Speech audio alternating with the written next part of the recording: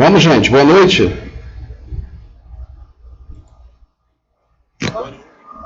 Tudo bom?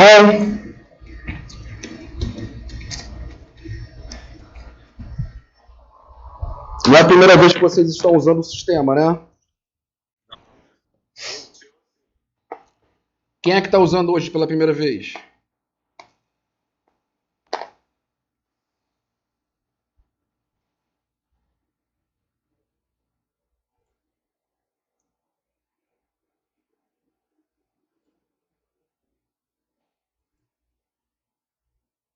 Quem é que está usando hoje pela primeira vez?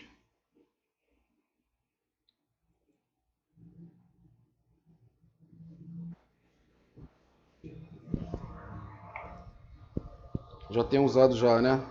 Eu acho que eu ouvi alguém dizendo aí que é a primeira vez. Deixa eu passar algumas orientações para vocês. Eu vou abrir aqui um pouco a minha câmera, só para a gente fazer um teste. Não sei se a conexão de vocês vai ficar ruim ou vai ficar travando. Que já fiz alguns testes nesse sistema e eu detectei que quanto mais câmeras estiverem abertas e quanto mais microfones estiverem abertos, a conexão fica pior. Ela vai ficando lenta, ela vai travando, tá? Eu não estou em casa, estou no meu escritório, porque a conexão lá de casa é um pouco ruim, é aquela conexão da Velux, muitos de vocês devem conhecer, não é uma conexão muito boa, por isso eu estou no meu escritório, que é relativamente perto de casa. Eu moro em Bangu e aqui a conexão é da Net Virtua, tá? Então a conexão é bem melhor. Supostamente ela é uma conexão de 30 MB de velocidade. Por isso que a partir de agora eu vou pedir para todo mundo desligar os microfones, tá? E por gentileza que ninguém abra a câmera para não ficar pesada a conexão, tá? Todos me ouvem?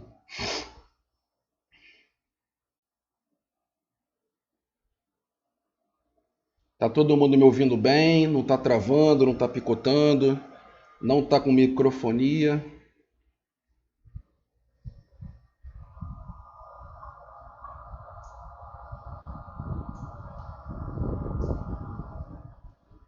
Tá tudo ok, né?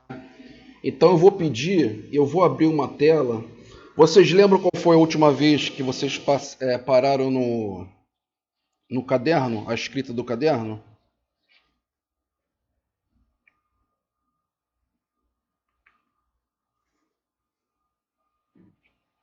Alguém pode me falar? Deixa eu confirmar aqui. Vocês pararam no princípio da taxatividade, é isso? Tá. A última frase que vocês colocaram foi o seguinte: para a consecução prática do princípio da autonomia da vontade, é isso? A gente parou por aí? Tá, agora eu vou pedir como é que primeiramente, como é que estão vocês? Tá todo mundo bem? Não tá ninguém doente? Espero que estejam todos bem. Bruna colocou aqui no chat que travou. Já destravou, Bruna?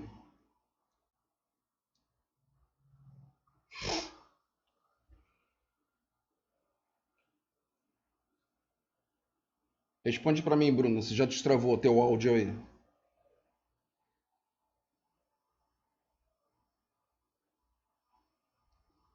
Bruna Fernandes.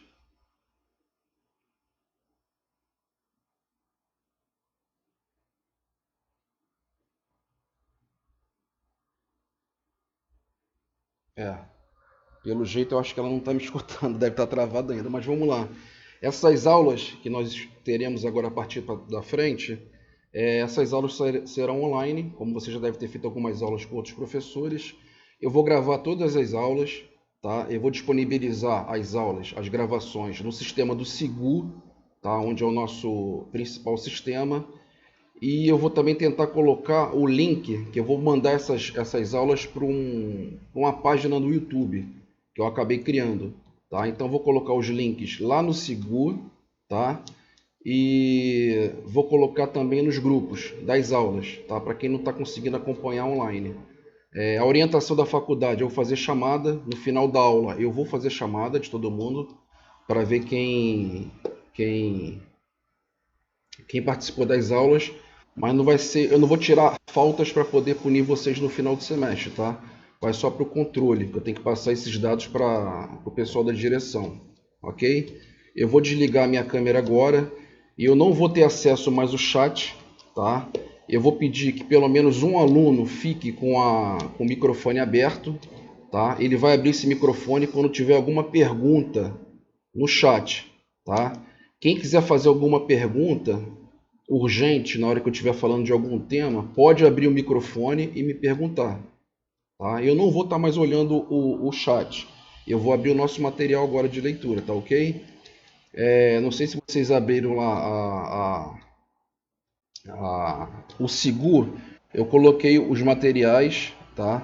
A continuidade do caderno é um material que eu coloquei com uma escrita bem grande, escrita dizendo o seguinte: escrita para o caderno, primeira parte e segunda parte. Eu oriento a todos os alunos a continuarem a escrita no caderno. O caderno fica completo até o final do nosso curso, tá? Eu vou desligar aqui a câmera agora e vou compartilhar minha tela com vocês.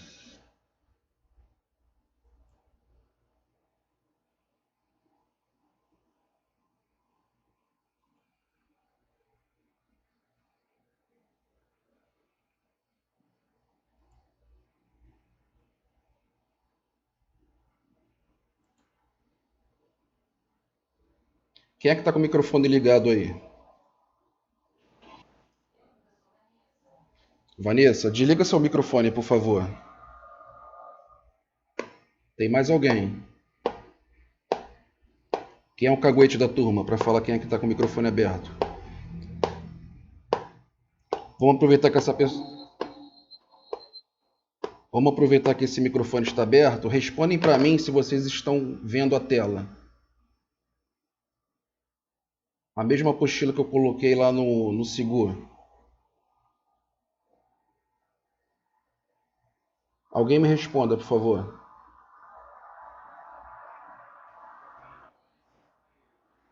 Tá aparecendo? Vê se tá travando. Tá bem? Tá rápido?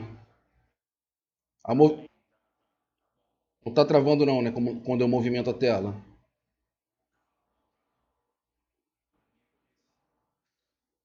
Tá, vamos lá. Como é que é o seu nome?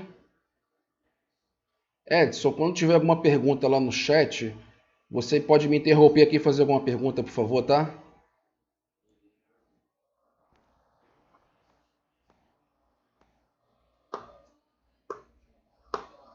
Tá, me chamou, Vanessa? Quer fazer alguma pergunta?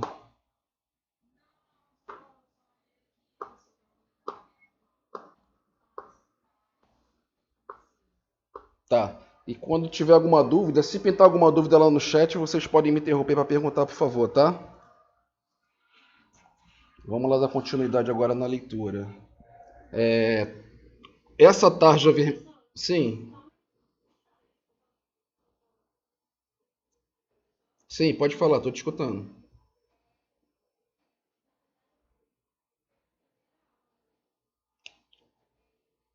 Você não participou das duas primeiras aulas?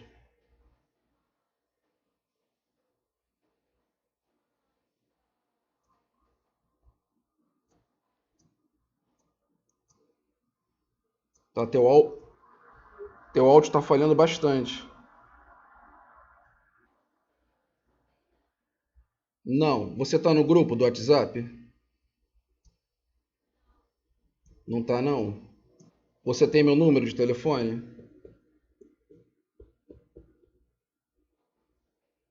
Você tem meu número de telefone?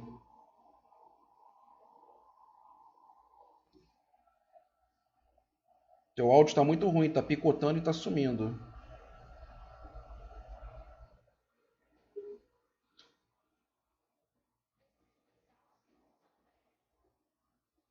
Só um minutinho que eu vou colocar meu número. Tá, desliga seu microfone que eu vou colocar meu número lá no.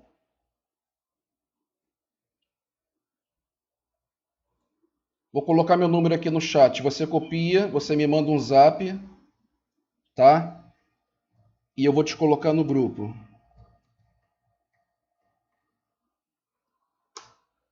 Deixa eu voltar lá para a tela. Pode desligar teu fone, que o teu áudio está muito ruim, está picotando bastante. Vamos lá, gente. Quem não estiver me escutando, me interrompa, por favor, tá? Coloca no chat que vai ter o colega que está com a conexão melhor, ele vai me avisar. Vamos lá. Continuação de escrita no caderno, primeira parte.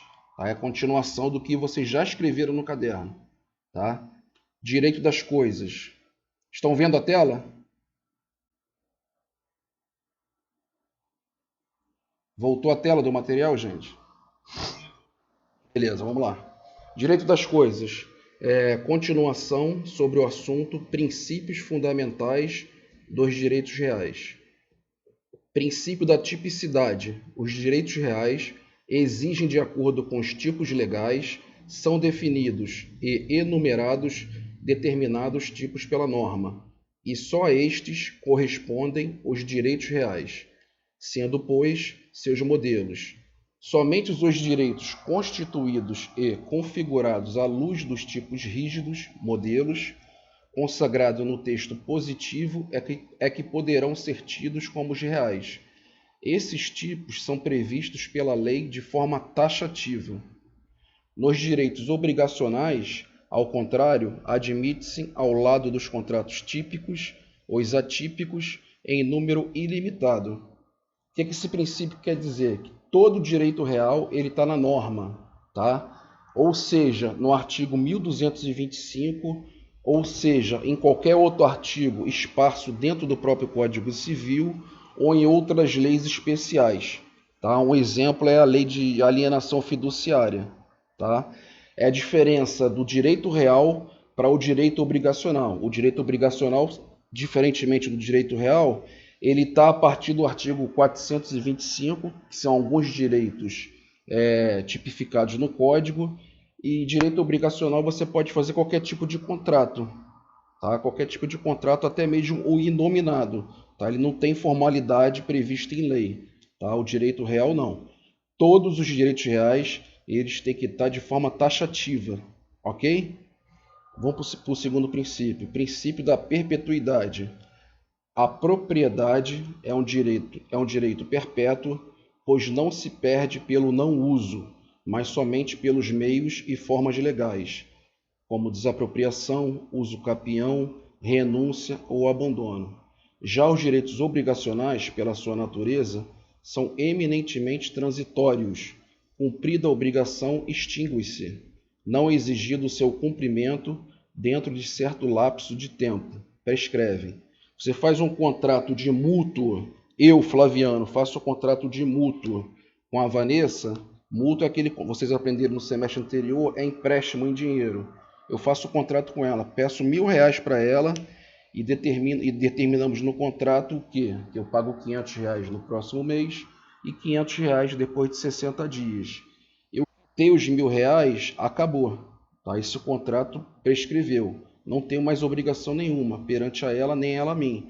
O direito real, diferentemente disso, não. O direito real ele é perpétuo. Ele dura para sempre. Tá? Um exemplo de uma escritura de compra e venda, na compra de um imóvel. Eu comprei um imóvel, esse imóvel vai estar sempre no meu nome, enquanto eu estiver vivo. Se eu falecer, esse imóvel ele vai abrir em sucessão para meus herdeiros. Se eu for vender esse imóvel, ele vai passar titularidade para outra pessoa, tá? Mas a coisa ela permanece para sempre. Ela só se extingue nesses exemplos que está mencionado aqui na apostila. A desapropriação, uso capião, renúncia ou abandono. Alguma dúvida? Tem alguma dúvida no chat?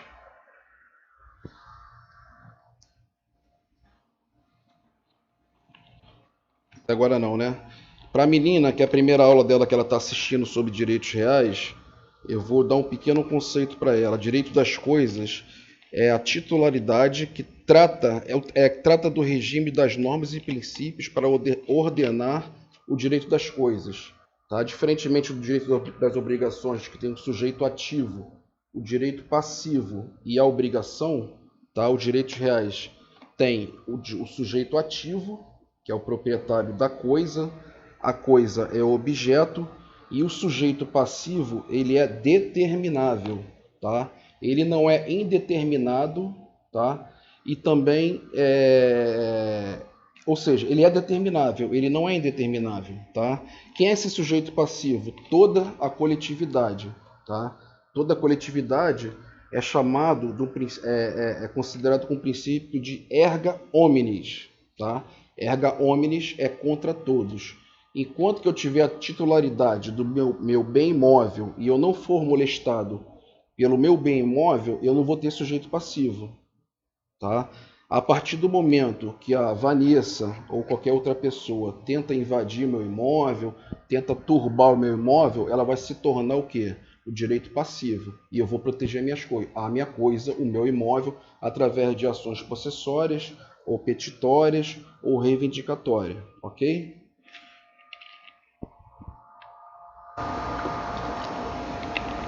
Princípio da exclusividade. Não pode haver dois direitos reais de igual conteúdo sobre a mesma coisa.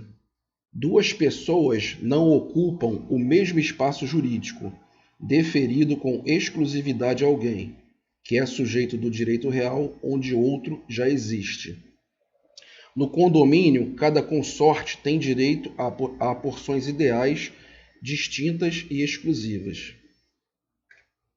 É certo que, nos direitos reais sobre coisas alheias, há dois sujeitos, o dono e o titular do direito real, mas, em razão do desmembramento da propriedade, cada um deles exerce direta e imediatamente sobre a coisa direitos distintos, vale dizer, sem a intermediação do outro. No caso do usufruto, por exemplo, o usufrutuário tem direito aos frutos, enquanto o nuproprietário conserva o direito à substância da coisa. O que é isso? O que quer dizer esse princípio da exclusividade? Eu sou titular, eu sou dono de um imóvel, tá? Eu tenho minha casa, eu sou proprietário desse imóvel, eu tenho uma escritura definitiva, ela está registrada no meu nome, então eu tenho o quê? A exclusividade sobre esse bem imóvel. Nenhuma outra pessoa pode ter exclusividade sobre meu bem, tá? Esse princípio da exclusividade, ele não se quebra no condomínio. Quando vocês forem fazer no próximo semestre o Direito Civil 6, ele vai falar sobre condomínio. O que é condomínio? Quando tem duas ou mais pessoas que têm a titularidade de um único bem imóvel. Vamos supor, eu e a Maria, nós compramos um imóvel. Tá? Eu dou 50%, ela dá 50%, ou então eu dou 90%, ela dá 10%, ou ela dá 10%, ela dá 90%, eu dou 10%. Nós vamos ser proprietários desse imóvel, só que nós vamos estar em condomínio, tá? Não vai ser quebrado o princípio da exclusividade, porque cada um vai ter a sua cota parte desse único bem imóvel. Tá? Eu quero que vocês fiquem com esse conceito bem claro na cabeça de vocês. Quando duas ou mais pessoas são titulares de um único bem móvel ou imóvel, o princípio da exclusividade ele não se quebra, tá?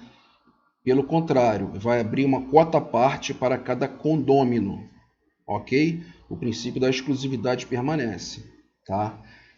E em relação aos direitos reais sobre coisas alheias, tá? Diferentemente do... Quem assistiu às primeiras aulas vai lembrar.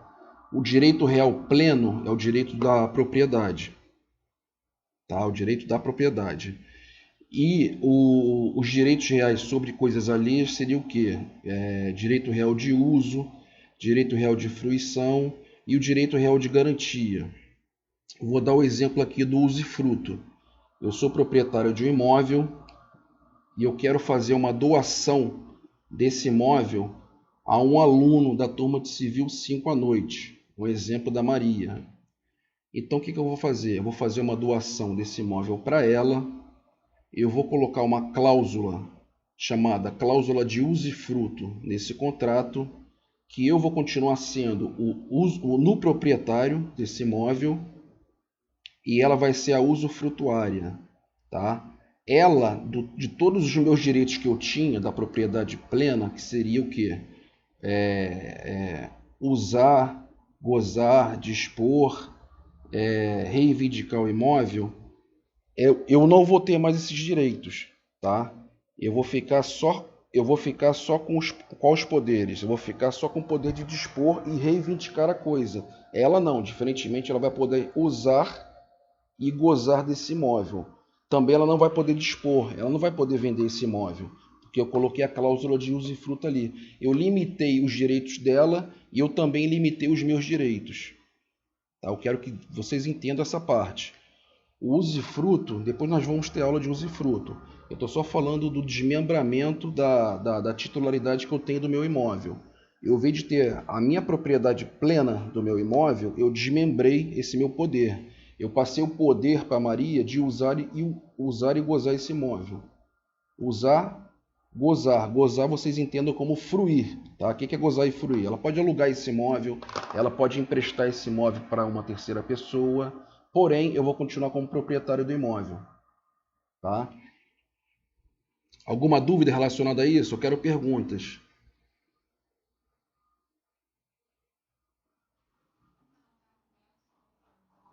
Tem, tem, tem quantas pessoas na sala? Sim,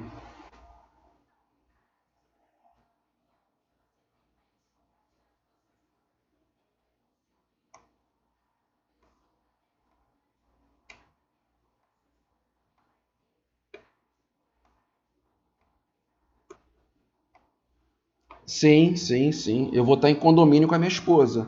Nós dois somos o proprietário do bem.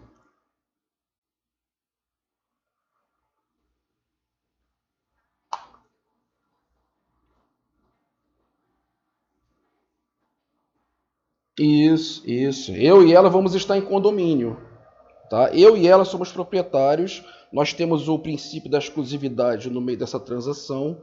Esse imóvel é um bem único, porém o imóvel tem dois proprietários, eu e a minha esposa. Nós estamos em condomínio, tá? Nós estamos dividindo esse imóvel, tá?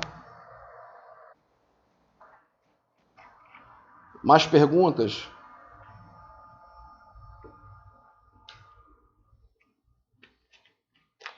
Sem perguntas, vamos prosseguir.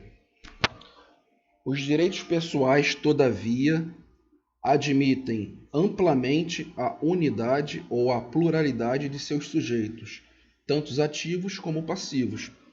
Vocês já aprenderam isso, né, nos semestres anteriores. Eu posso fazer um empréstimo de mútuo, eu mais 5 pessoas, e relacionar 3 bancos para pegar esse empréstimo, ou seja, uma pluralidade de sujeitos ativos, sujeitos passivos e várias prestações que a gente pode contratar, tá? Vamos passar aqui para o próximo princípio, o princípio do desmembramento. Conquanto os direitos reais sobre coisas alheias tenham normalmente mais estabilidade do que os obrigacionais, são também transitórios, pois, como exposto, desmembram-se do direito matriz, que é a propriedade. Quando se extinguem, como no caso de morte do usufrutuário, por exemplo, o poder que existia em mãos seus titulares retorna às mãos do proprietário, em virtude do princípio da consolidação. Este, embora seja o inverso daquele, complementa-o e com ele convive. Vamos voltar para aquele exemplo lá do usufruto. Eu, proprietário do imóvel, fiz uma doação em vida para Maria, ela como usufrutuária e eu como no proprietário. Tá? Lembrando que a gente vai ter aula sobre usufruto, tá? O direito matriz, o direito principal da coisa é a propriedade. Eu desmembrei esse direito. De todos os direitos, eu passei o direito de usar, gozar e fruir para Maria. Tá? Ela tem um direito real. E eu ainda continuo com o meu direito de dispor e reivindicar da coisa. Tá? Maria faleceu. Maria faleceu. Os herdeiros dela não vai herdar esse imóvel que eu fiz a doação para ela em vida com a cláusula de usufruto. Os direitos que eu tinha passado para Maria volta para mim. Ou seja, vai voltar a minha propriedade plena. Vai voltar meu uso, gozo e fruição desse imóvel. Tá? Esse é o princípio do desmembramento. Vou dar um outro exemplo. Oi, alguém me chamou? Sim, sim, não.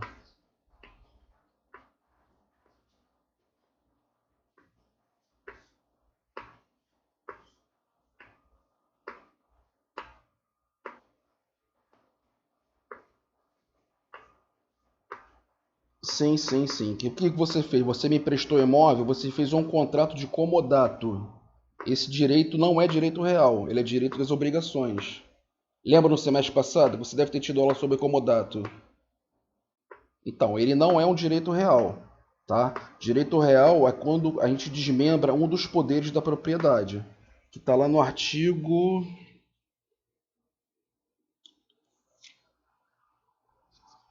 Deixa eu confirmar aqui. O artigo 1228. Vou ler para vocês o artigo 1228. O proprietário tem a faculdade de usar, gozar e dispor a coisa, e o direito de reavê-lo, do poder de quem quer que injustamente a possua ou detenha. Usar é o utilizar do imóvel. Gozar é eu poder emprestar, eu poder alugar o imóvel, fruir. Dispor da coisa é eu poder alienar o imóvel. Eu posso vender esse imóvel, tá?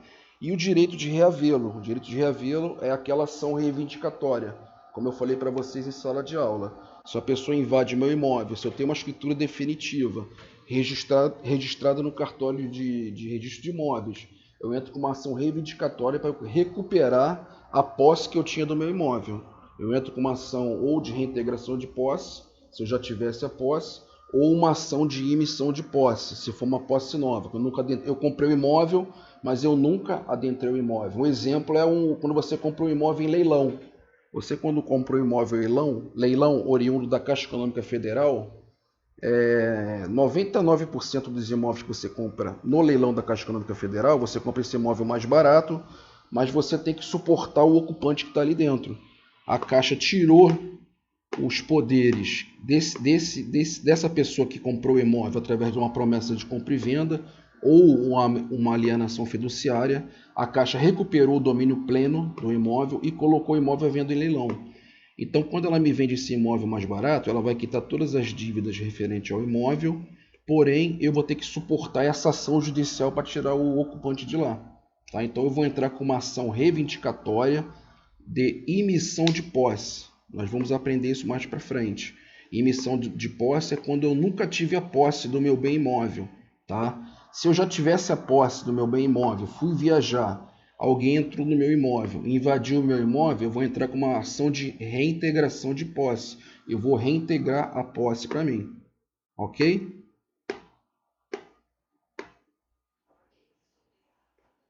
Deixa eu tentar aprimorar essa pergunta que você me fez. Você fez uma escritura de doação, mas você não colocou a cláusula de usufruto, tá? Então, quando você fez a doação, você vendeu o imóvel, como se você tivesse vendido o imóvel. Você doou o imóvel para uma outra pessoa. Então, você perdeu todo o domínio que você tinha desse imóvel, ok? Esse domínio ele passou para outra pessoa, então o imóvel mudou de titularidade. Todos esses poderes constando no artigo 1228, ele foi para uma terceira pessoa. Então, você doou o imóvel para o Flaviano, sem cláusula de usufruto. Então, eu sou novo titular desse imóvel.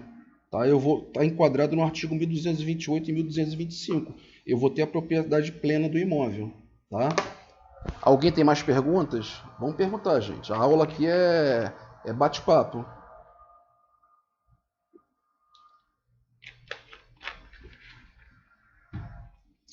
Ninguém? Então vamos prosseguir.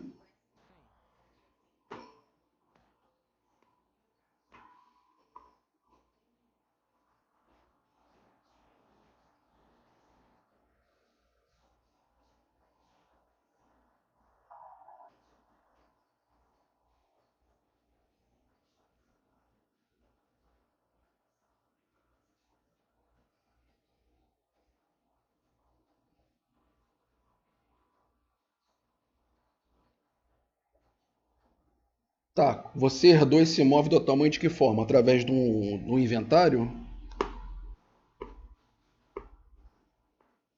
Ah, tá. Tá. A sua mãe é a proprietária do imóvel, é isso? Então ela emprestou esse imóvel à irmã dela, é isso? Tá. Então a tua mãe ela quer fazer a doação para você. Então, quando a sua mãe fizer uma escritura de doação para você, ela não vai colocar a cláusula de usufruto, tá? Ela vai estar passando o imóvel 100% para o seu nome, a titularidade.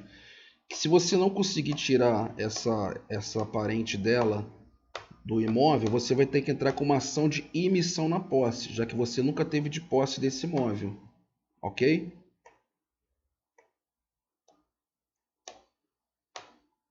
Agora, se sua mãe quiser te passar a doação do imóvel para você, totalmente livre, desembaraçado de problemas, a sua mãe tem que entrar com uma ação de reintegração de posse, que ela vai tirar essa pessoa de lá, tá? E vai passar a titularidade para você. Vamos prosseguir.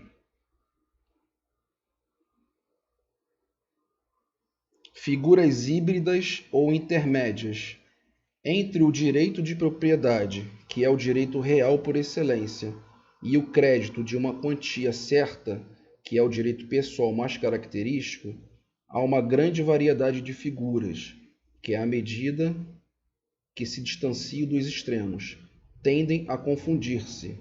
A lei diz, por exemplo, que se dois prédios são vizinhos, um dos proprietários tem a obrigação de concorrer para a construção do muro comum. Trata-se de Oi,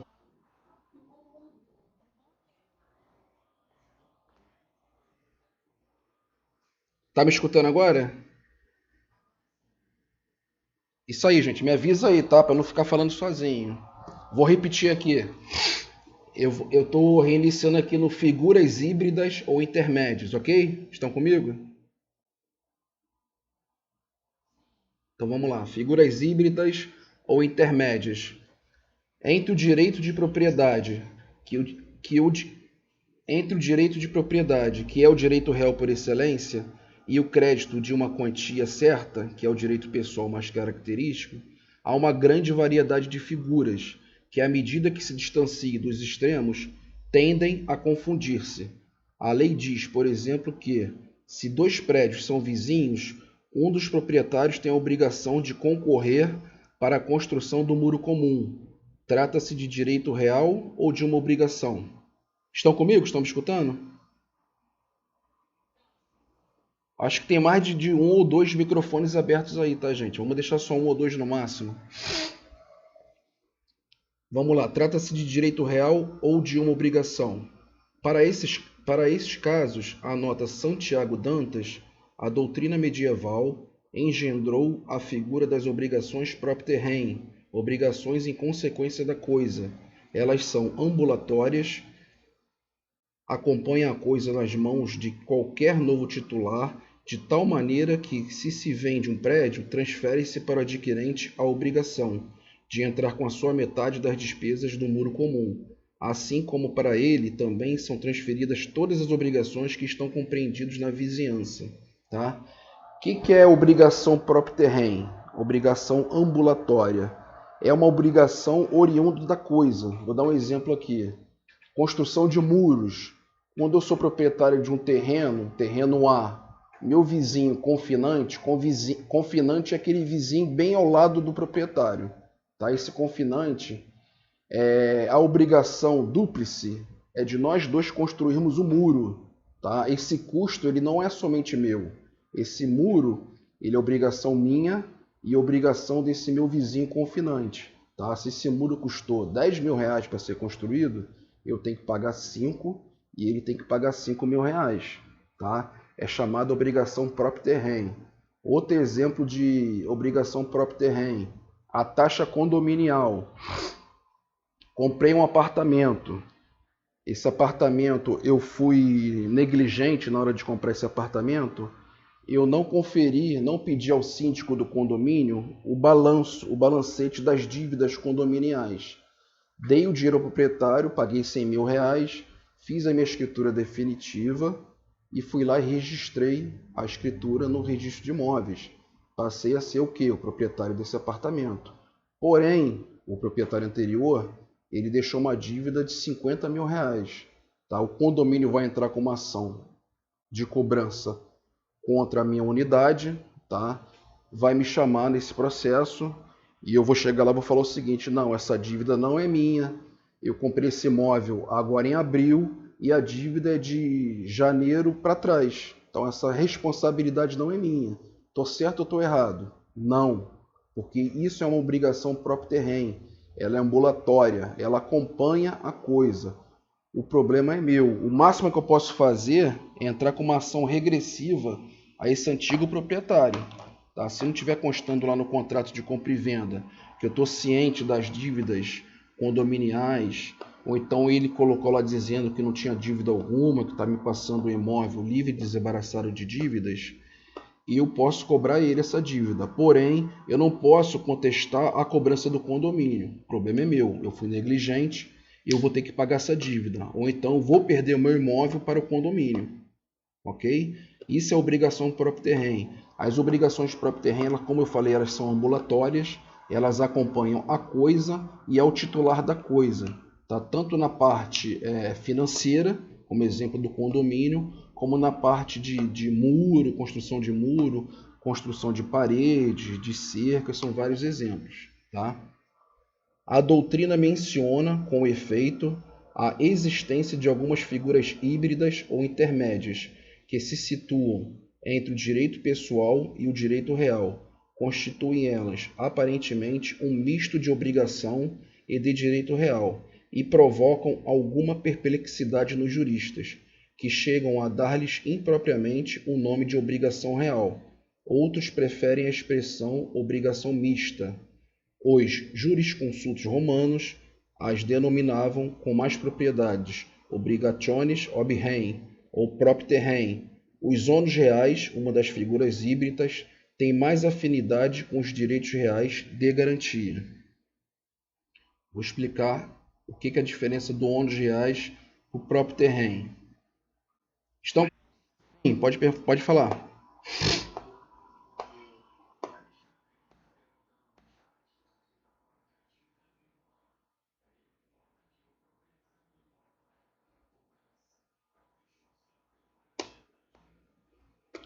Pode repetir?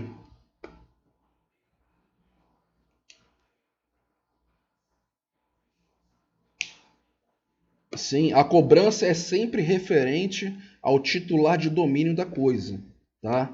Se essa dívida é antiga, isso quando estou falando é as obrigações do próprio terreno. Na sala da turma da manhã, uma menina me perguntou se dívida da SEDAI, dívida da Light, ela acompanha o imóvel. Ela já acompanhou, hoje em dia não. Hoje em dia ela é uma cobrança obrigacional, tá?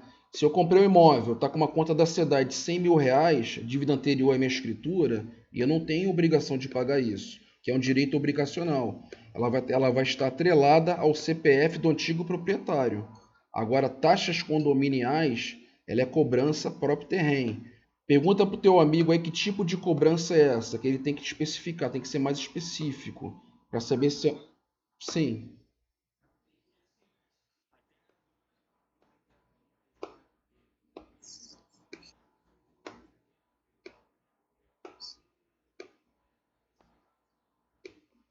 acompanha também no aluguel. Vou te dar um exemplo do imóvel. Qual é o seu nome? Eu te alugo meu apartamento, Edson, e eu coloco uma cláusula no contrato de locação que você é obrigado a pagar todo ano a taxa de IPTU. Tá lá rezando no contrato. Eu vou colocar lá, Edson, a sua obrigação é você pagar os aluguéis, você pagar as cotas condominiais desse apartamento, já que o apartamento fica no condomínio edilício, e você é obrigado também a pagar a taxa da prefeitura, o IPTU. Coloca uma cláusula com caixa alta 30, bem grande, negrito, sublinhado, cheio de estrelinha. Você rubrica do lado, eu rubrico, assinamos o nosso contrato de locação e guardamos o nosso contrato. Passa 2 anos do contrato de locação, eu recebo uma cartinha da prefeitura dizendo que meu imóvel está indo a leilão, tá? Devido aos atrasos do pagamento desses 2 anos do IPTU. De quem é essa obrigação para pagar essa taxa de IPTU? Não, nós fizemos um contrato obrigacional, tá? Essa dívida de IPTU é minha porque eu sou titular do imóvel. Então, isso é o quê? É uma norma cogente. Vocês aprenderam o que é norma cogente? É uma norma que não adianta eu combinar com você através de contrato que a gente não vai conseguir quebrar a lei, tá? Então, a única coisa que eu posso fazer, se eu não pagar essa taxa da prefeitura, a taxa de IPTU, eu vou perder o meu imóvel, tá? O que eu posso fazer? Entrar com uma ação de despejo contra você, que você quebrou uma cláusula contratual com a cobrança dos IPTUs que você não pagou. A prefeitura ela não quer saber do contrato que nós fizemos. Nós fizemos um acordo, um contrato de locação é um acordo entre as partes. A prefeitura não é obrigada a saber disso. Então a prefeitura ela vai cobrar o titular da coisa, até porque como é que ela vai, de que forma que ela vai receber? Retomando o imóvel, retomando não, ela tomando o imóvel, ela vai entrar com uma penhora lá na matrícula do imóvel, se não pagar a taxa do IPTU, ela vai me tomar o domínio desse imóvel, ok?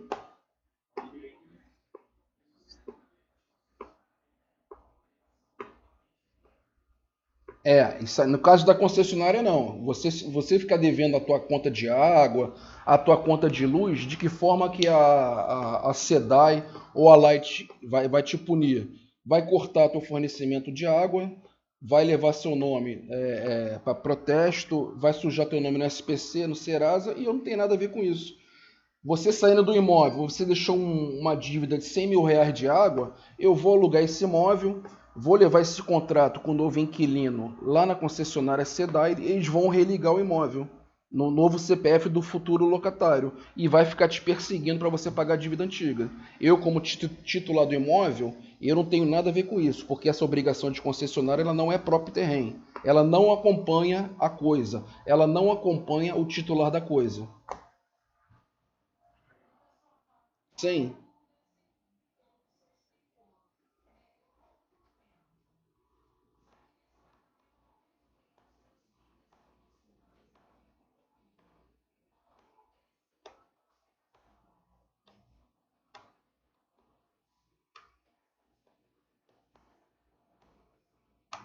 Não, não, não. O condomínio ele vai fazer uma ação de cobrança contra você, tá? Ele tem duas opções. Ele entra com uma ação de cobrança normal ou então ele entra com uma ação de execução. Mas ele vai cobrar sempre o titular, ou seja, o proprietário do imóvel, tá? Sempre o titular da coisa.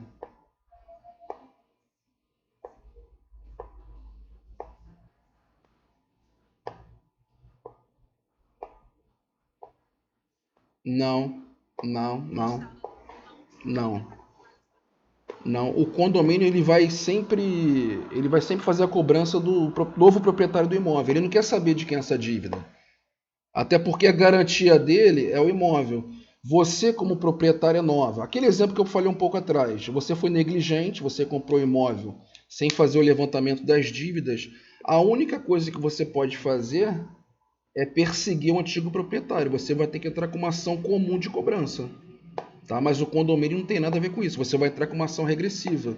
Tá? Você vai ter que pagar, você vai pagar o condomínio os débitos da época do antigo proprietário, um exemplo, 100 mil reais, aí depois você vai entrar com uma ação de cobrança contra o antigo proprietário, para ver se você recupera os 100 mil reais. Tá? Eu quero deixar bem claro que a obrigação próprio terreno ela é ambulatória, ambulatória de andar. Então esse tipo de obrigação ela está sempre atrás da coisa, tá? A coisa é o que? O bem móvel ou imóvel e atrás do titular da coisa, que é o proprietário. Ela não quer saber quem é que está usando, ela não quer saber quem é o proprietário anterior. De que forma que você descobre quem é o proprietário do imóvel? Você vai lá no cartório de registro de imóveis, você tira uma certidão de ônus reais, vai aparecer o nome do proprietário atual. Tá? Por isso que é importante, quando quem compra o imóvel que está regularizado, faz a escritura definitiva, essa pessoa só vai ser proprietária depois que ela registrar. Falei isso nas primeiras aulas. Acho que foi na primeira aula. O proprietário de bem imóvel, ele só se torna proprietário através do registro de imóvel, tá?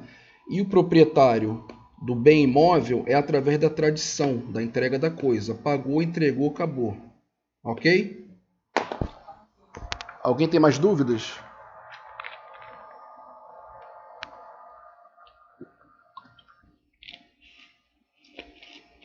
Vamos lá, deixa eu abrir o outro material. A segunda parte.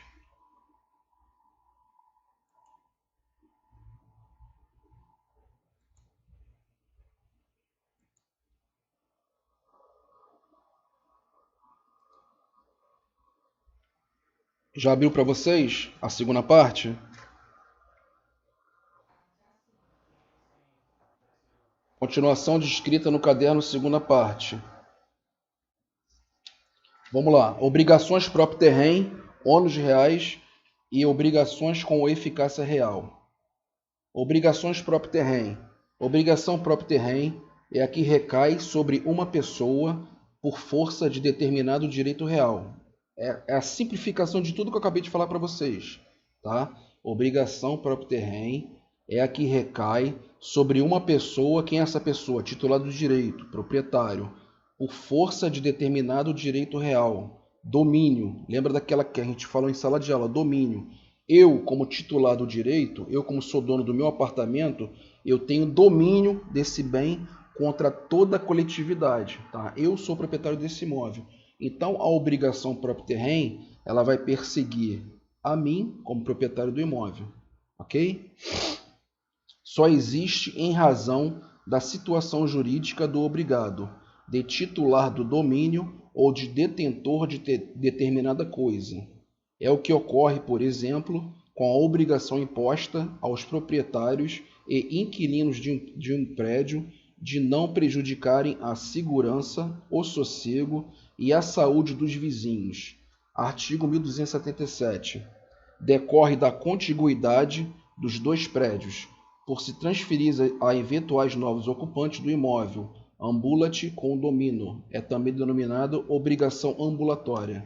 Deixa eu ler o artigo 1277, que ela fala sobre uma obrigação próprio terreno. O proprietário ou possuidor de um prédio tem o direito de fazer cessar as interferências prejudiciais à segurança, ao sossego e à saúde dos que habitam, provocadas pela utilização de propriedade vizinha. Parágrafo único. Proíbe-se as interferências considerando-se a natureza da utilização, a localização do prédio, atendidas as normas que distribuem as edificações em zonas e os limites ordinários de tolerância dos moradores da vizinhança. Tá? O que esse tipo de obrigação está querendo dizer? Quando ela fala aqui em... Deixa eu falar decorre da contiguidade de dois prédios. Contiguidade é um prédio ao lado do outro. Tá? Porém, tem a RT, a Revista dos Tribunais. A Revista dos Tribunais ela é escrita por vários magistrados, doutrinadores, então ela tem força de doutrina. Tá? A RT ela diz o seguinte: vizinho não é apenas o prédio contíguo. Tá? Ou seja, se eu estou no prédio A, o prédio B, que é meu vizinho confinante, ele está do lado da minha casa. O prédio C também é um vizinho contíguo. A obrigação próprio terreno, desse tipo de obrigação aqui do 1277, ela fala sobre segurança, sossego e saúde dos vizinhos. Se eu estou com o meu imóvel aqui, estou colocando o som altíssimo, meia-noite, o vizinho do lado, ou o vizinho de frente, ou o vizinho de trás, ele pode entrar com uma ação, tá, contra o proprietário do imóvel, e nessa parte entra até o locatário do imóvel. Tá?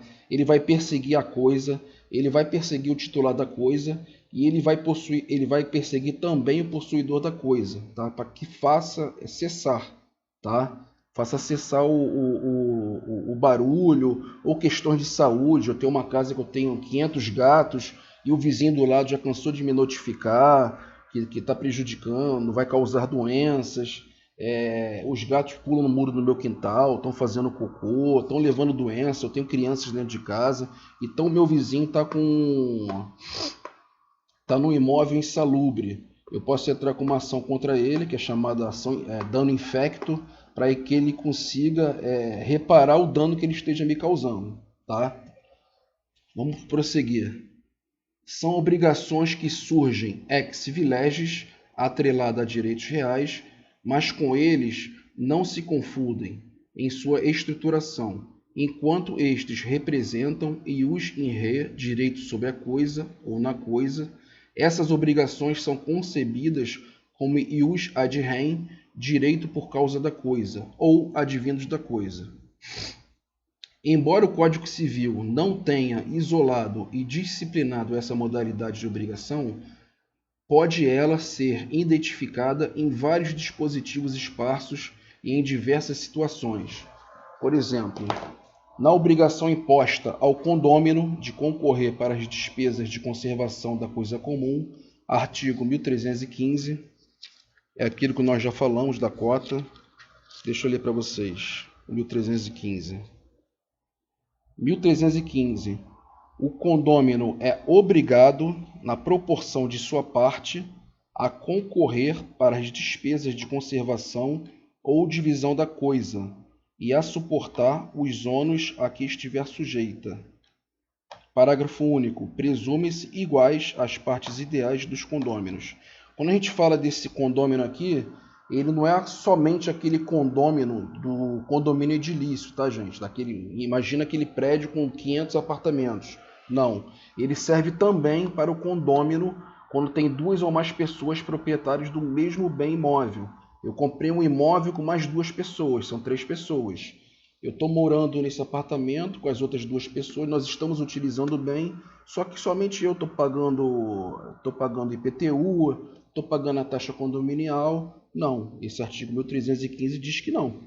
Diz que ele é que todo o condômino, eu e as outras 2 pessoas, é obrigado a pagar a quota parte de cada um. Tá? Se o condomínio está vindo R$300, cada um tem que colaborar com R$100. Se as outras 2 pessoas não entrar com a contribuição da conservação da coisa ou o pagamento das taxas do imóvel, eu posso entrar com uma ação de cobrança contra eles. Tá? Na do condomínio, no condomínio em edificações, de não alterar a fachada do prédio. Artigo 1336, inciso 3º. É outra obrigação próprio terreno. Só que essa não diz respeito a dinheiro, a pecúnia. Artigo 1336. São deveres do condômino. Aqui nós já estamos falando em condomínio edilício, o condomínio de apartamentos. Tá? Inciso 3º.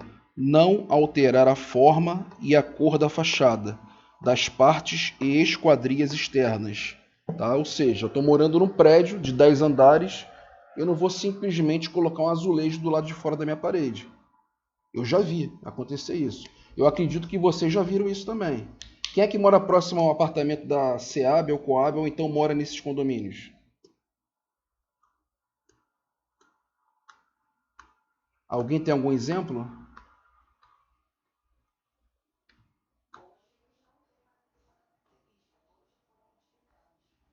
Alguém conhece aqui o Ponto Chique, em Padre Miguel? Esse apartamento da Coab próximo à Avenida Brasil? Conheço. Você já viu que a fachada de alguns prédios, o cara embaixo da janela ele tem um azulejo e não está acompanhando a estrutura do bem?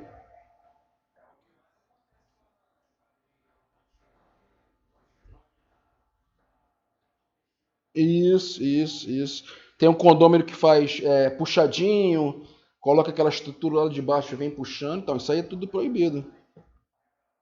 Então, se eu moro no 5º andar, no apartamento da SEAB, o cara do 4º andar ele simplesmente colocou um azulejo na fachada dele. Então, eu posso entrar judicialmente e pedir que ele não faça isso, que ele retire, que ele está descaracterizando a fachada do prédio. É uma obrigação próprio terreno. Então, não importa se é o locatário que está ali, não importa se é o proprietário do bem. Quer dizer, importa se é o proprietário do bem, que eu estou perseguindo o imóvel, estou perseguindo a coisa, para que ele não faça isso, ele não quebre o que está dizendo no artigo 1336, inciso 3º. Isso é para vocês, para eu exemplificar para vocês que a obrigação próprio terreno, ela não quer dizer somente em taxa condominial, taxa de IPTU, taxa de incêndio, não. Ela tem também as obrigações fora a pecúnia, fora dinheiro, ok? Vamos prosseguir. Na obrigação que tem o dono da coisa perdida de recompensar e indenizar o descobridor. O artigo 1234. Deixa eu abrir o 1234. Artigo 1234. Aquele que restituir a coisa achada nos termos do artigo antecedente terá direito a uma recompensa não inferior a 5% do seu valor e a indenização pelas despesas que houver feito com a conservação e transporte da coisa, se o dono não preferir abandoná-la. Isso aqui já é um exemplo de bem móvel, né? Vamos supor que uma pessoa perdeu um diamante e eu encontrei o diamante dessa pessoa. Então, eu quando for devolver, se tiver interesse do proprietário desse diamante, ele é obrigado a me pagar no mínimo 5% do valor desse diamante, porque é uma obrigação próprio terreno. Ela está perseguindo o diamante, ela está perseguindo a coisa e está perseguindo o proprietário da coisa, que é o proprietário do diamante. Além dele me pagar no mínimo 5%, ele vai ter que me pagar o quê? As despesas que houver feito com a conservação e transporte da coisa, ok? Mais um exemplo de obrigação próprio terreno. Na dos donos de imóveis confinantes de concorrerem para as despesas de construção e conservação de tapumes divisórios. Artigo 1297, parágrafo 1º. Ou de demarcação entre prédios. Artigo 1297. Deixa eu ler o 1297 para vocês.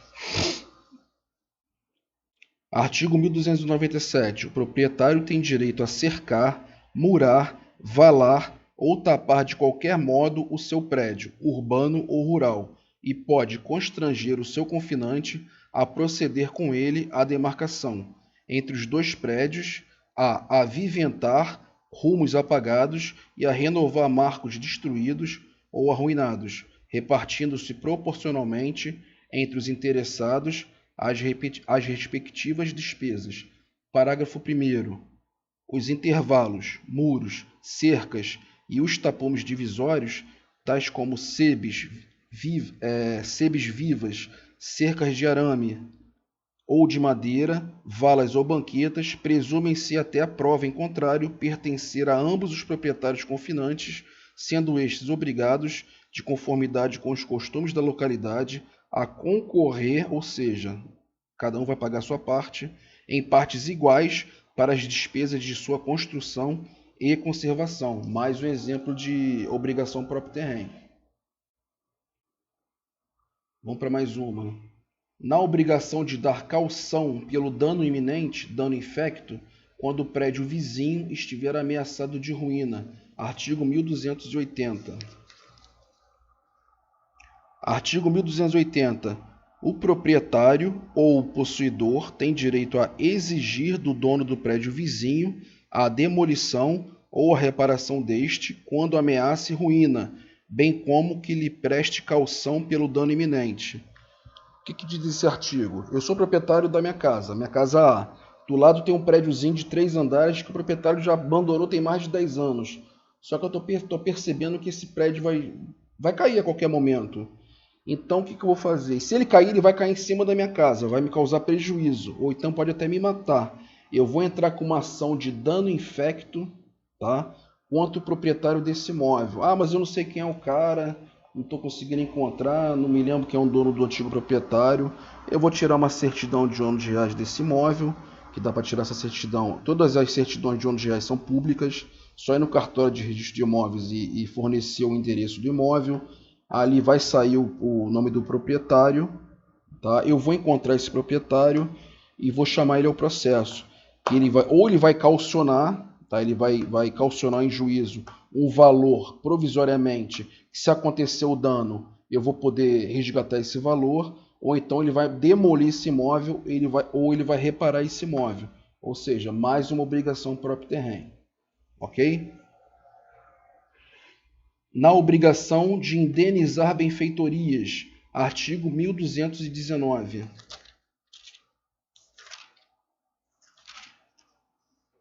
Sim.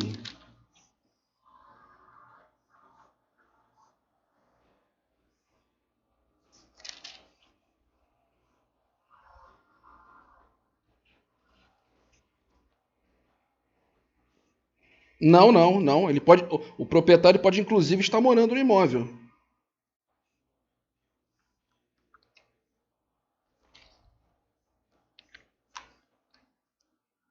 Sim, sim.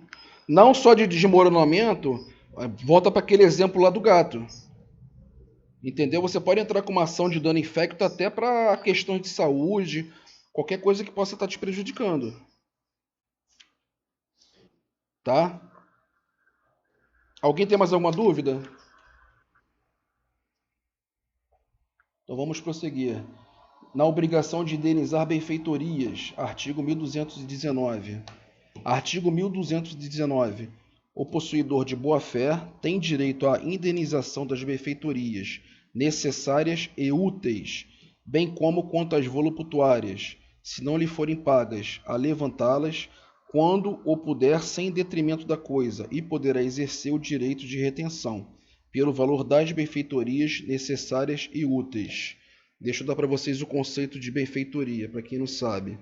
Benfeitoria está no artigo 96 do Código Civil. As benfeitorias, artigo 96. As benfeitorias podem ser volutuárias, úteis ou necessárias. Parágrafo 1º. São volutuárias as de mero deleite ou recreio, que não aumentam o uso habitual do bem, ainda que o tornem mais agradável ou sejam de elevado valor. Ou seja, a benfeitoria, o cara construiu uma piscina, uma churrasqueira. É uma benfeitoria só para poder embelezar ou tentar valorizar o imóvel. Parágrafo 2º. São úteis as que aumentam ou facilitam o uso do bem. Um exemplo, uma escada que ela está com um degrau muito alto, que ela está com defeito de fabricação, eu vou mandar tirar essa escada, vou melhorar essa escada para poder melhorar o acesso, melhorar a habitabilidade do imóvel, enfim.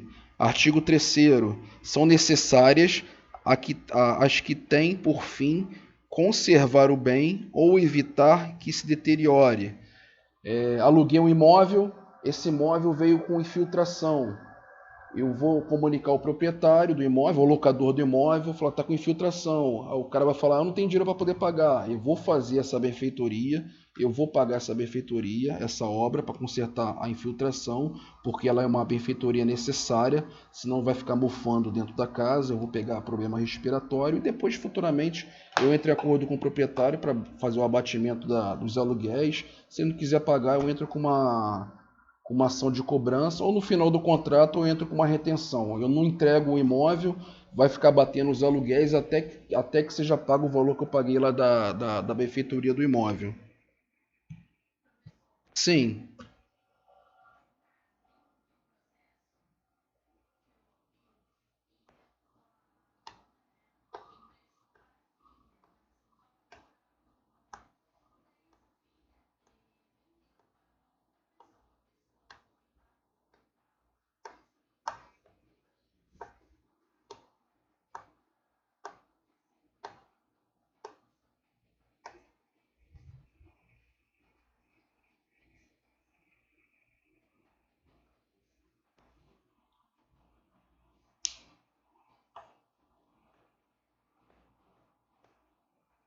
Então, se essa pessoa que comprou esse imóvel, tá, da filha da proprietária do imóvel, ela provavelmente esse imóvel não deve ter sido escriturado. Ela provavelmente ela não é proprietária do imóvel, a mãe da fraudadora. Deve ser uma posse ou deve ser uma promessa de compra e venda, tá? O possuidor, nós vamos ter aula de posse. Vocês vão aprender essa parte. Mas o possuidor de boa-fé, que é essa terceira envolvida, essa compradora, no processo, se ela comprovar que ela comprou o imóvel de boa-fé, tá? Somente de boa-fé, não pode ser de má-fé. Ela não poderia estar em conluio com o filho da dona do imóvel. Ela pode sim reter as benfeitorias. Na hora do processo, a proprietária do imóvel, a possuidora do bem, que é a mãe da fulana que vendeu, se ela comprovar que o imóvel realmente era dela, se ela era possuidora do imóvel, ela vai entrar com uma reintegração de posse. Se ela for proprietária, se ela tiver o domínio sobre o bem, ela vai entrar com uma reivindicatória, que é diferente. Mas essa pessoa atual, que eu chamo como possuidor, que está na posse desse imóvel, que comprou terceiro de boa-fé, ela pode sim cobrar as benfeitorias, ela pode reter as benfeitorias, mas somente as benfeitorias necessárias e úteis. Tá? Quando tiver avaliação judicial, o avaliador ele vai lá no imóvel, ele não vai levar em consideração churrasqueira, ele não vai levar em consideração piscina, playground, tobogã, ele só vai levar em consideração o prédio, a casa que ela construiu e o valor avaliado. Aí se a pessoa, a mãe da menina que vendeu o imóvel, ela vai ter que indenizar essa pessoa para que ela que saia do imóvel. Ah, não tenho dinheiro. Então a pessoa vai ficar lá utilizando o imóvel ad eternum. Ou seja, ou se o advogado for esperto, o advogado da antiga proprietária vai majorar um valor de locação, vai colocar os meses e os anos que ela já está lá utilizando e vai poder abater no valor das benfeitorias.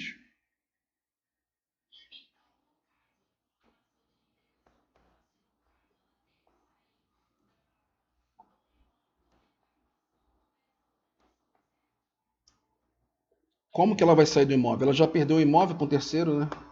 Ela não tem mais posse do imóvel.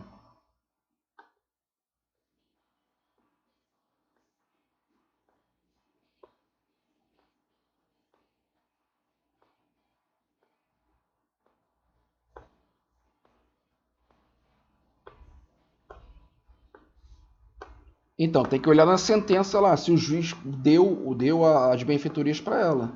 Se ela não deu a benfeitoria, o advogado tem que estar esperto, ele tem que peticionar lá com o juiz e pedir que seja executada essa sentença. De que forma? O oficial de justiça vai lá com força policial e tira a pessoa de lá. Tem que observar se ela ganhou as benfeitorias ou não. Na sentença vem descrito isso.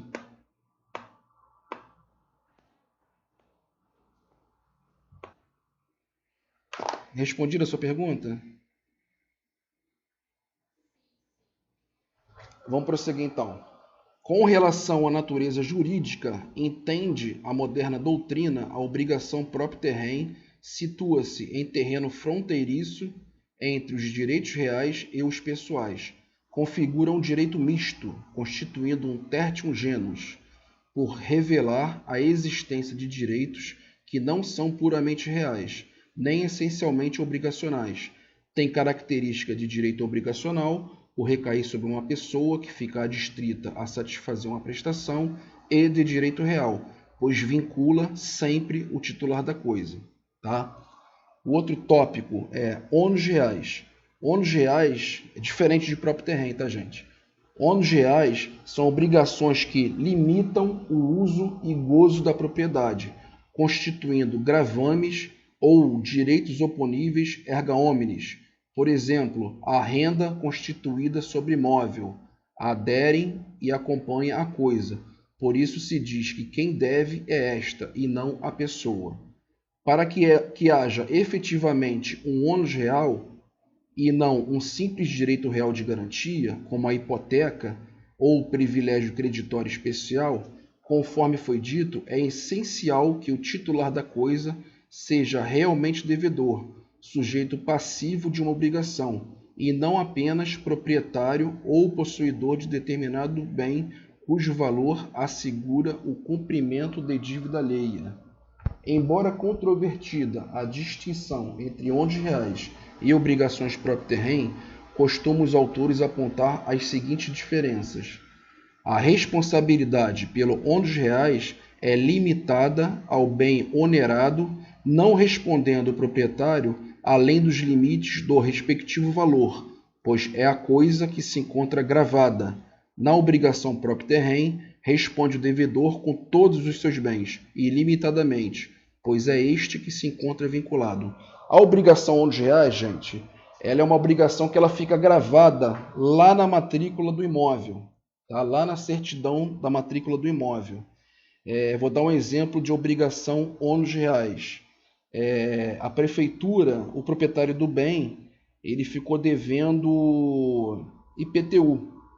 O que a prefeitura vai fazer? Vai fazer uma ação de cobrança ou simplesmente ela vai executar direto? E ela automaticamente, ela não obtendo resposta do pagamento ou parcelamento desse titular do imóvel, ela vai colocar uma penhora no imóvel, tá? Se eu tiver uma penhora da prefeitura na matrícula do meu imóvel, se eu for vender para alguém, essa pessoa, o cartório, cartório de notas, que vai lavrar essa escritura definitiva, ela vai pedir uma certidão de ônus reais atualizada. Essa certidão de ônus reais atualizada ela só tem validade de 30 dias. Então, na hora que eu for vender, eu querendo burlar a prefeitura, eu com meu novo comprador, levando ele no cartório para eu vender esse imóvel, empurrar essa bomba para ele, o escrevente, se ele estiver atento, ele vai ler a certidão de ônus reais e ele vai ver que tem um gravame lá, que tem uma penhora da prefeitura. E na hora ele não vai poder lavrar essa escritura definitiva. Ok? Diferentemente da obrigação próprio terreno, tá? A obrigação ônus reais, ela fica fechada somente no bem imóvel. Se eu tiver 10 imóveis, a prefeitura, na hora que ela for penhorar esse imóvel, se esse imóvel tiver um valor de 100 mil reais e a dívida for de 500 mil reais, ela não vai perseguir os outros 400 mil reais atrás de meus outros imóveis, tá? Diferentemente da obrigação próprio terreno, a dívida do condomínio, tá? Se o condomínio eu estiver devendo 500 mil reais e a dívida for 500 mil reais e meu apartamento estiver valendo 100, eu além de perder o meu apartamento no valor de 100 mil reais ao condomínio, ela vai perseguir os outros 500 mil reais atrás de meus outros bens, tanto os imóveis como bens imóveis ou bens móveis, tá? A diferença é essa. Outro exemplo de ônus reais, hipoteca ou alienação fiduciária. Quando eu compro um imóvel financiado pela Caixa Econômica Federal, eu não sei se vocês já tiveram o prazer de pegar uma certidão de ônus reais de algum imóvel. Nesse exemplo, a pessoa comprando através da Caixa Econômica Federal. Vem lá dizendo, registro, escritura de compra e venda. Aí embaixo vem todos os gravames.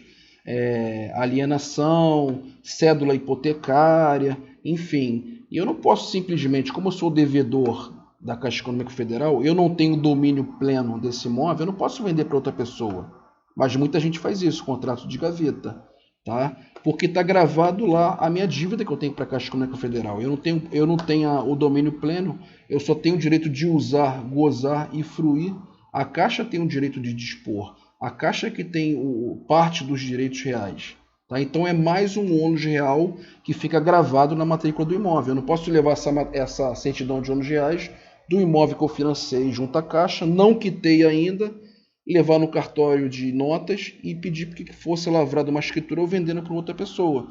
O mesmo exemplo, o escrevente vai ver e fala assim, opa, não pode, tem que chamar a Caixa como interveniente, você ainda está devendo a Caixa. Você tem que quitar lá a tua obrigação junto à Caixa, tem que levar a quitação para o registro para tirar esse gravame, tirar esse ônus reais, aí sim o imóvel fica liberado para você poder vender esse imóvel. Ok? Alguém com dúvidas? Sim, exatamente. Ele fica fechado somente naquele bem imóvel. Tá? Ele é sempre um gravame, ele fica sempre constando ali na matrícula do imóvel. Ele é diferente da própria terreno. Ele é parecido com a obrigação próprio terreno. Porém, a obrigação próprio terreno, ela fica perseguindo o titular da coisa, ela fica ambulatória atrás da coisa, e se for na questão de pecúnia, na questão financeira, voltando ao exemplo das taxas condominiais, se for além, o valor da dívida for além do bem imóvel, o condomínio ele pode perseguir outros bens imóveis. Tá? Agora, a ônus reais não. Ela fica amarrada e fechada somente naquele bem. Ela fica gravada lá na matrícula do imóvel.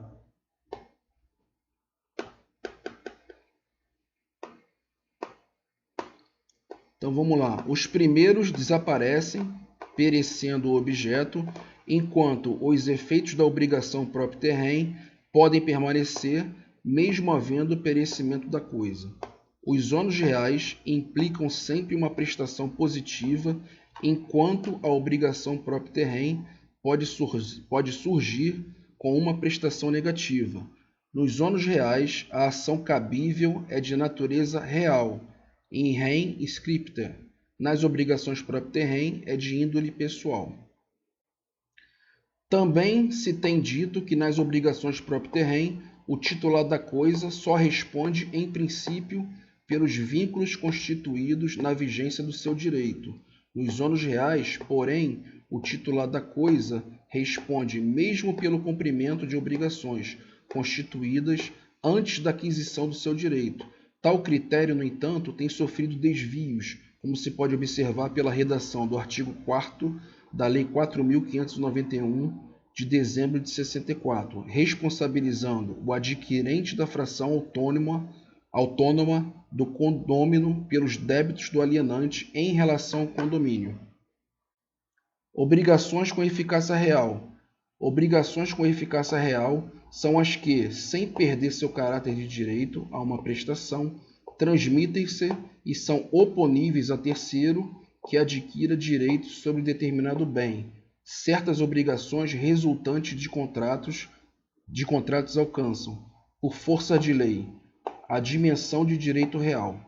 Embora os direitos reais só possam ser criados por lei, nossa legislação traz exemplos de relações contratuais que, por sua importância, podem ser registradas no cartório imobiliário, ganhando eficácia que transcende o direito pessoal. Podem ser mencionadas como exemplo a obrigação estabelecida no artigo 576 do Código Civil, pela qual a locação pode ser oposta ao adquirente da coisa alocada, se constar do registro. Deixa eu ler o 576 rapidamente para vocês. Nosso tempo já está pulando.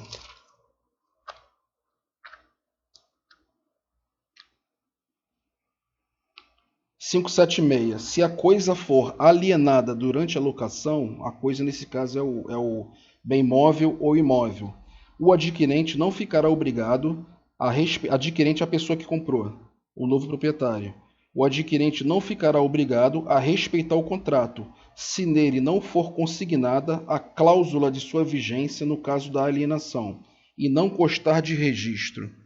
Parágrafo 1º. O registro a que se refere este artigo será o de títulos e documentos do domicílio do locador, quando a coisa for móvel, e será o registro de imóveis da respectiva circunscrição, quando imóvel. Parágrafo 2º. Em se tratando de imóvel, e ainda no caso em que o locador não esteja obrigado a respeitar o contrato, não poderá ele despedir o locatário, ou seja, despejar, se não observado o prazo de 90 dias após a notificação. Esse dispositivo também tem na lei do inquilinato, a 8245, nos artigos 27 e 30, tá, gente? O que é isso? Aluguei o meu imóvel a Maria e eu não coloquei uma cláusula de vigência nesse contrato, tá? E a Maria nem tampouco registrou esse contrato de locação lá na minha matrícula do meu imóvel. Aí eu vendi o meu imóvel ao João, o João simplesmente, ele não precisa respeitar esse contrato de 30 meses, ele comprou o meu imóvel, ele vai entrar com uma ação de despejo, tá? A Maria vai ter 90 dias para poder desocupar esse imóvel. Ela não vai poder nem falar, mas eu aluguei o imóvel do Flaviano, nós acordamos um contrato de 30 meses, eu só estou há 3 meses nesse imóvel, não me avisou nada. É o chamado de direito de preferência. Se a Maria quiser se resguardar do contrato de locação, ela tem que pedir para o locador colocar uma cláusula de vigência nesse contrato de locação e pegar o contrato de locação e levar lá na matrícula do registro de imóveis. Por quê? Voltando para aquela história da ONU de reais. Esse futuro proprietário ele vai tirar a certidão de ONU de reais e vai estar constando lá que o imóvel está alocado para Maria, tá? E tem a cláusula de vigência. Então ele vai ter que respeitar todo o prazo do contrato de locação. Se tiver essa cláusula de vigência no contrato e tiver averbada na matrícula do imóvel, ele não pode despejar esse locatário. A Maria está segura, tá? Ela vai pagar os novos aluguéis ao novo proprietário, mas esse proprietário ele não vai poder despejar a Maria. Ok? Estamos juntos? Vamos prosseguir. Aqui resulta de compromisso de compra e venda em favor do promitente comprador, quando não se pactua o arrependimento e o instrumento é registrado no cartório de registro de imóveis, adquirindo este direito real à aquisição do imóvel e a sua adjudicação compulsória, artigo 1417 e 1418. Vamos correr lá para 1417 e 1418. 1417. Mediante promessa de compra e venda, em que se não pactuou arrependimento, celebrada por instrumento público ou particular e registrada no cartório de registro de imóveis, adquire o promitente comprador direito real à aquisição do imóvel. 1418. O promitente comprador, titular de direito real, pode exigir do promitente vendedor ou de terceiros a quem os direitos deste forem cedidos a outorga da escritura definitiva de compra e venda, conforme disposto no instrumento preliminar, e, se houver recusa, recorrer ao juiz a adjudicação do imóvel. Tá? O que é isso? Comprei um imóvel financiado. Flaviano comprou o imóvel da Maria. O imóvel dela custa 100 mil reais. Fomos no cartório, ou então aqui mesmo no escritório, eu fiz um instrumento particular de promessa de compra e venda. Dei 50 mil para ela e mais 2 parcelas de 25 mil. Tá? Promessa de compra e venda. Nesse contrato de compra e venda, está dizendo o quê? Que ao final do pagamento, eu e Maria vamos ao cartório efetivar a escritura de compra e venda, a escritura definitiva. Tá? Quitei o imóvel, os 100 mil reais. Maria, quando eu liguei para ela para poder marcar essa escritura, ela falou para eu catar coquinho. Falou, Flaviano, estou em Londres, curtindo a Covid-19 e não estou a fim de ir no Brasil assinar escritura alguma. Tá? Então você se vira por aí. Tá? Ou então pior, ela fala assim, Flaviano, até vou ao cartório, mas eu vou querer mais um dinheiro. Não vou assinar essa escritura. Qual é a minha alternativa? Eu vou ter que entrar com uma ação de adjudicação compulsória. Tá? O que o juiz vai fazer? O juiz vai citar Maria, vai obrigar ela a assinar essa escritura definitiva. Se ela não responder, ela vai ser condenada por perdas e danos. Vocês devem estar aprendendo isso em processual civil 1 ou 2. E mesmo assim, se ela não vier assinar a escritura, o juiz, em vez de ele assinar uma escritura definitiva no meu nome, ele vai me dar uma sentença chamada carta de adjudicação. Tá? Com essa carta de adjudicação, eu vou levar no registro de imóveis e vou me tornar proprietário pleno do imóvel. Ela vai substituir a escritura de compra e venda. Tá? Ela vai ter o mesmo teor da escritura de compra e venda. Alguma dúvida?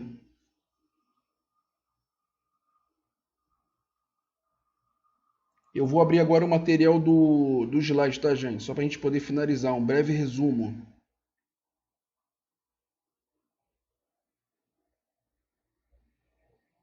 Estão comigo?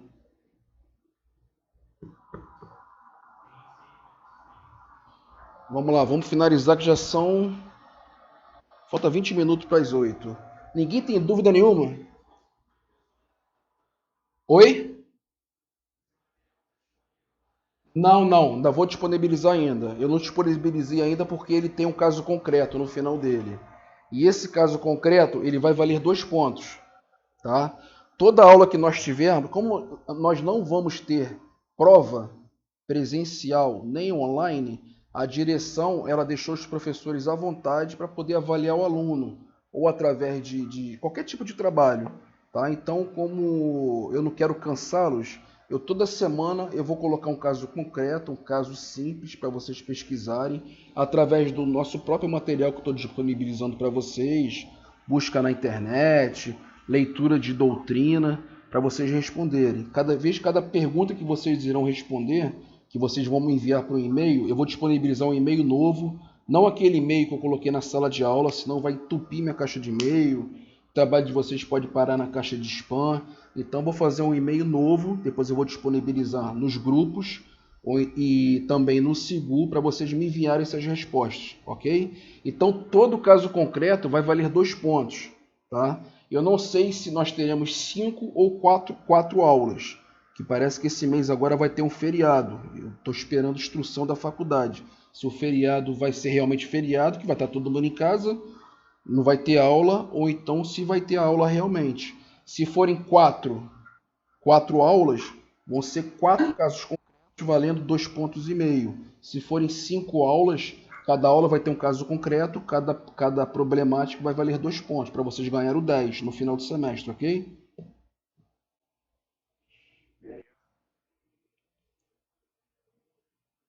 Vamos lá, vamos prosseguir, que isso aqui é mais um resumo. A gente vai lendo e vai conversando. Introdução. a questão terminológica entre direito das coisas e direitos reais.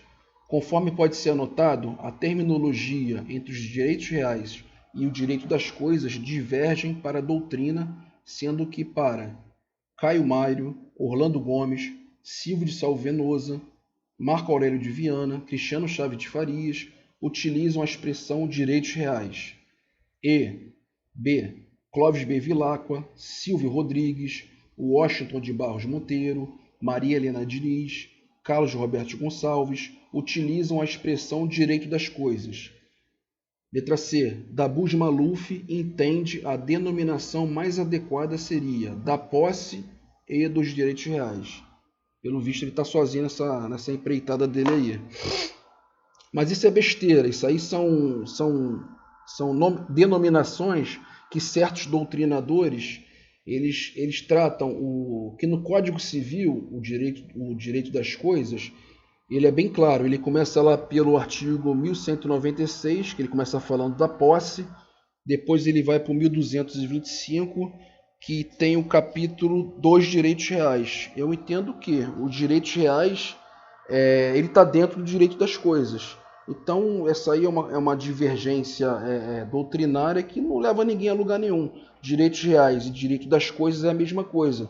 Se você for comprar uma doutrina, não, eu quero seguir a filosofia do Cristiano Chaves. No livro dele está lá, Direitos Reais. Vou comprar do Cristiano Chaves. Do Tartucci está lá escrito que direito das coisas. Não, eu vou comprar o livro do Tartucci, porque ele persegue a denominação direito das coisas. Não tem nada a ver, é tudo a mesma coisa, é o mesmo entendimento em relação à denominação do direito das coisas. Tá? Parece que a terminologia mais adequada se relaciona com os direitos das coisas, pois conforme verificaremos, não trataremos somente do rol estabelecido no artigo 1225.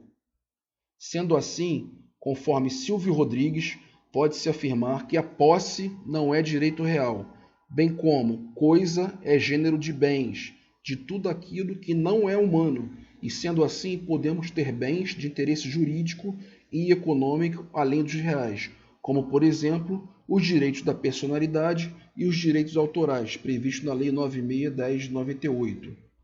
Dessa monta, pode ser notado que, por opção legislativa do Código Civil de 2002, o direito das coisas engloba a posse e os direitos reais.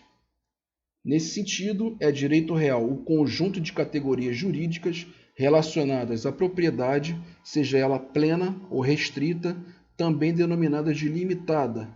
Esses direitos reais estão descritos no artigo 1225 do Código Civil. Aí tem um quadro resumo. Tem que estar destacado nesse quadro aqui, tem que tirar a propriedade. A propriedade, ela além de ter, ela tem todos os direitos, direito pleno. Ela além de ter os direitos reais de gozo e fruição, ela tem direito de moradia, ela tem direitos reais de garantia, ela tem direito de dispor, tá? O único direito real pleno é a propriedade. Aí depois vem os direitos reais de gozo e fruição, vai se desmembrando, que é superfície, servidões, usufruto, uso, habitação e laje.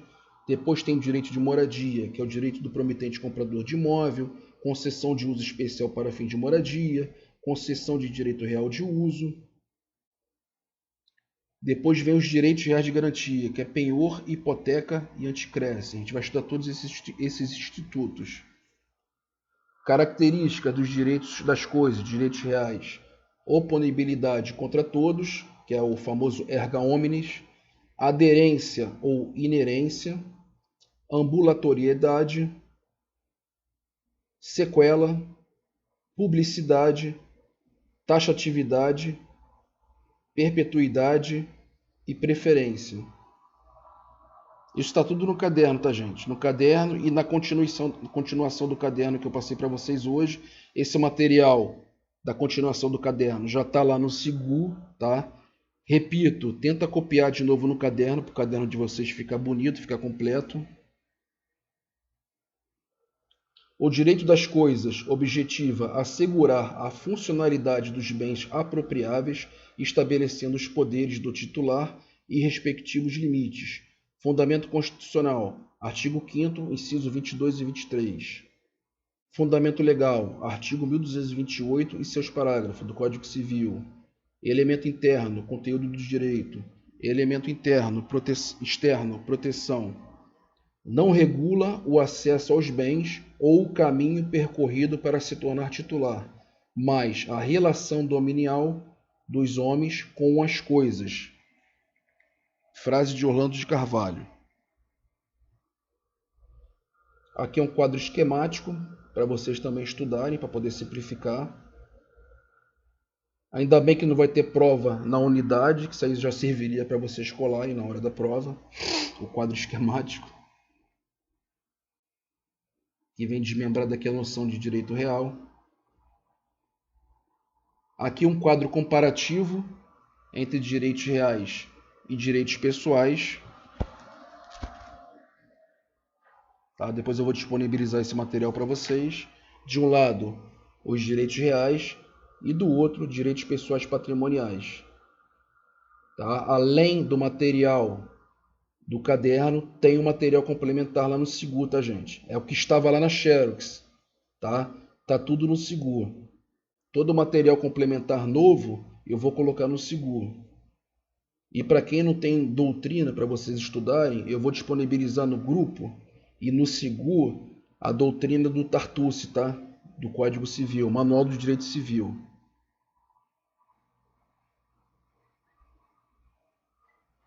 Agora, sim,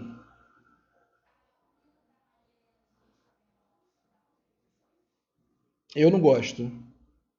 Eu particularmente não gosto. Eu gosto do Tartucci e do Cristiano Chaves.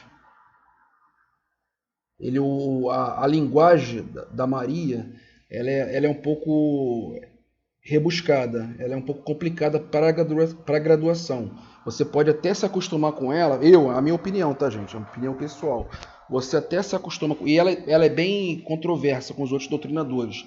Parece que ela fica no mundo paralelo.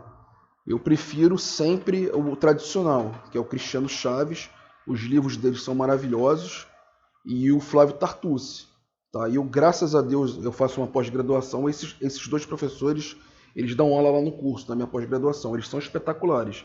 Tudo que eles falam em sala de aula está refletido na doutrina deles. É de fácil entendimento, é bem exemplificado. O Eupídio Donizete também é bom, ele não é tão famoso, mas ele tem um manual didático do direito civil que é bem fácil de entender.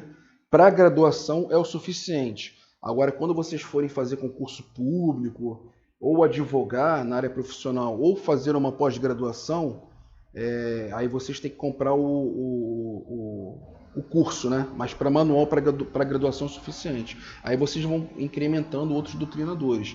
Para graduação, esses dois, Cristiano Chaves, a doutrina deles, e Tartucci e Eupídio Donizete, é o suficiente para vocês. Vamos para o caso concreto. Esse caso concreto ele vale 2 pontos. Repetindo, se forem 4 aulas, ele vai valer 2,5 pontos, tá? Rosa adquiriu um apartamento com uma diversidade de opções disponíveis na área de lazer do condomínio, fato que torna o valor das despesas condominiais bem elevadas. Por conta disso, Rosa vendeu seu imóvel para João, que se interessou pelo imóvel, principalmente pelo playground, já que possui filhos jovens que aproveitariam bem esse espaço de lazer. No entanto, estabelecido o contrato de compra e venda e realizado a tradição do imóvel, após iniciar o pagamento pela aquisição, João foi cobrado pelas despesas condominiais anteriores à data do contrato, e isso não foi acordado com a proprietária anterior. Tá? Ou seja, João foi negligente. Já falei vários exemplos durante a nossa aula de hoje. Ele foi negligente, ele comprou o imóvel de Rosa e esse imóvel veio com um monte de dívida de cotas condominiais. Tá? Ele não acordou nada com a Rosa no contrato de compra e venda dele. Tipo assim, eu assumo a dívida anterior de Rosa, R$10.000, R$20.000. Não, ele não acordou nada com ela. Tá? Primeira questão, de quem é... Olha que moleza para vocês ganharem 2 pontos. de quem é a responsabilidade do pagamento das referidas cotas condominiais. Fundamente sua resposta. Não é só colocar fulano na resposta não, tá, gente? Vamos parar, vamos pesquisar, vamos ler o material. Você vai colocar o nome do fulano e vai fundamentar a sua resposta. De acordo com o princípio tal, característica tal, regra tal, responsabilidade de fulano. Ok? Segunda questão. Decorre de qual obrigação e característica de direito real? Descreva a referida característica. Muito fácil, né, gente? 2 pontos no bolso, né?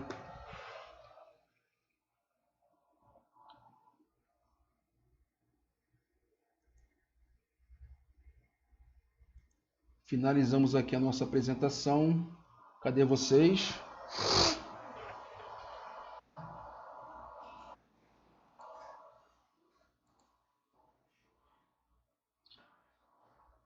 Obrigado, gente. Ó, pelo adiantado da hora, eu não vou fazer a. Esse exercício eu vou colocar, esse slide, ele não tá lá no. Ele não tá no Sigu, não, tá, cara? Tá, gente? Eu vou colocar. Até o final de semana eu tô colocando no Sigu. Depois eu vou disponibilizar um e-mail para vocês enviarem as respostas. Vou colocar um prazo final. Provavelmente vai ser na data da P1. Se eu não me engano, acho que é dia 7 de maio. Vou colocar ou no dia 7 ou uma data bem próxima para vocês me responderem, tá? Eu agradeço a presença de todos. Pelo adiantado da hora, eu não vou fazer chamada, tá? Eu peço que todos participem das próximas aulas. Eu estou disponível pelo Sigu, todos têm meu telefone. Eu estou disponível nos grupos. Qualquer dúvida é só me enviar, tá, gente?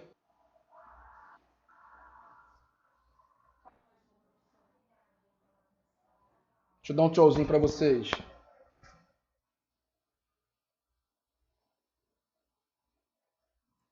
Deixa eu liberar minha câmera aqui. Deixa eu dar um tchauzinho para vocês.